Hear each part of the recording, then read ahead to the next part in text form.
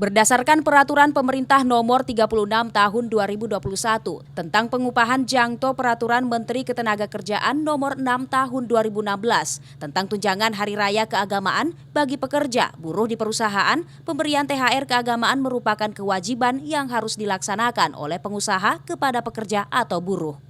Kepala Dinas Ketenagakerjaan Kota Makassar, Nilma Palamba menyebutkan, pembayaran THR perusahaan wajib diberikan paling lambat H7 Hari Raya Idul Fitri. Hal ini sesuai dengan instruksi Menteri Ketenagakerjaan Republik Indonesia Ida Fauziah yang menyatakan pemberian THR karyawan sebesar 1 bulan upah untuk karyawan yang telah bekerja selama 12 bulan. Hal ini sesuai dengan Permenaker Nomor 6 Tahun 2016 tentang tunjangan Hari Raya Keagamaan bagi pekerja atau buruh di perusahaan. Dari perusahaan kita tunggu informasinya, kalau mereka memang tidak sanggup untuk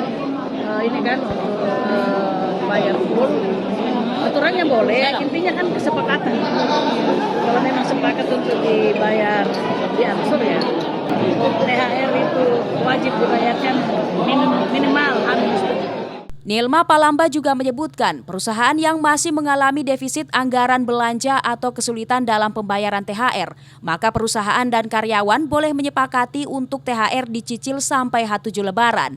Namun jika THR belum dibagikan, maka diimbau agar melaporkan ke Dinas Ketenagakerjaan Kota Makassar untuk ditindaklanjuti, termasuk pemberian sanksi mulai dari teguran tertulis, bahkan memungkinkan pembekuan izin usaha. Ira, Fajar TV dan Fajar Radio melaporkan.